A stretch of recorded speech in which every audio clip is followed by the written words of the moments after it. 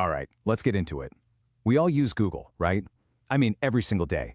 But have you ever actually stopped and thought about what is happening behind that super simple search bar? It really does feel like magic. Well, today, we're going to pull back that curtain.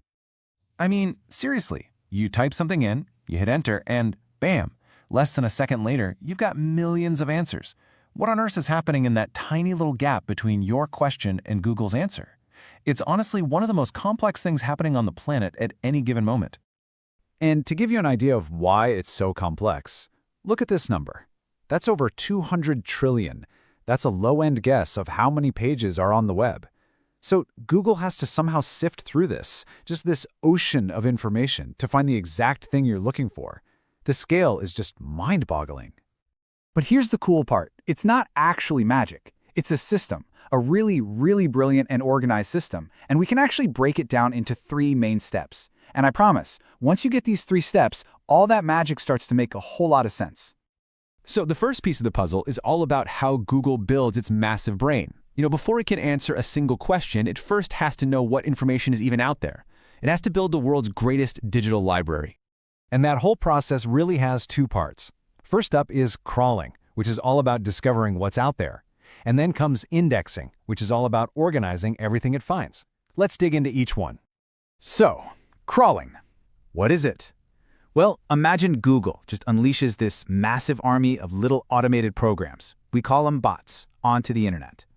Their entire job, 24/7, is to just go out and find web pages. Brand new ones, pages that have just been updated, all of them. And these bots are usually called spiders, which is the perfect way to think about it, because they travel across the internet the same way a spider moves around its web. They follow the links. They just jump from one link to another, from page to page, constantly exploring and reporting back what they discover. Okay, so a spider finds a page, but just finding it isn't enough. That info has to be processed, and that's where indexing comes in. Google takes all the content from that page, all the words, the pictures, the videos, it analyzes everything, and then it stores a summary of it in this enormous database. And that database is called the Google Index. The best way to picture the Google Index is to think of it like the ultimate card catalog for the entire internet. It doesn't store a copy of the whole web, but it stores all the information about every page, so it knows exactly where to look for anything you might ask. And here's the most important part.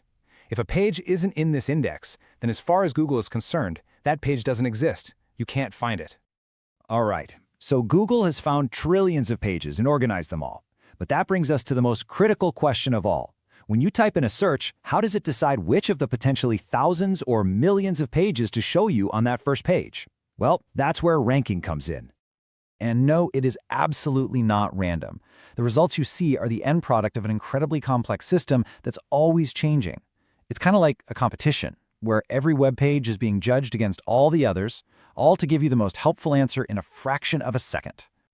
So how does Google judge these pages? Well, it uses hundreds of different factors, but they mostly boil down to these big ones. Is the page relevant to what you searched? Is the quality of the information actually good and trustworthy? Are other reputable websites linking to it, basically vouching for it? Is the user experience good? Like, is it fast and easy to use on your phone? And finally, is the information fresh and up to date? Now, the fact that we know these ranking factors exist has created this whole industry called SEO, which stands for Search Engine Optimization. And really, all SEO is the practice of making a website as attractive as possible to Google's ranking system so that it shows up higher in the search results. And SEO isn't just one thing. It's got different parts. You've got on-page SEO, which is all about the actual words and content on your site. Then there's off-page SEO, which is about building your site's reputation across the web, mostly by getting those important backlinks. And then you have technical SEO. That's all the nuts and bolts, making sure the website is fast, secure, and works great on any device. But over the last few years, Google's whole system has gotten a massive upgrade. It's not just about matching the keywords you type anymore. Now it's about understanding you, and that is all thanks to artificial intelligence. This is the perfect example. You don't have to remember the title, Titanic. You can just type in the general idea, that movie with the ship that sank, and Google's AI is smart enough to figure out what you mean. That is a giant leap beyond just looking for words that match. And this ability didn't just appear overnight. It's been a steady evolution.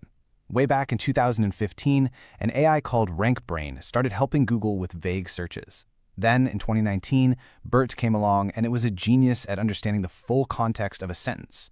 And now there's MUM, which can understand information across text, images, and even videos. Each new step makes search feel that much smarter. So after all of that, the crawling, the indexing, the ranking, the AI, what does it all mean? What's the big takeaway for us, the people who use Google every single day? It really boils down to this simple flow. First, crawling discovers what's out there.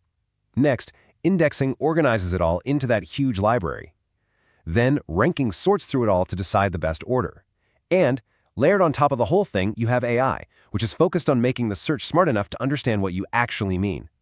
That, right there, is how Google really works. And that leaves us with a really fascinating question to chew on. For years, we basically trained ourselves to talk to computers, to type in clunky keywords.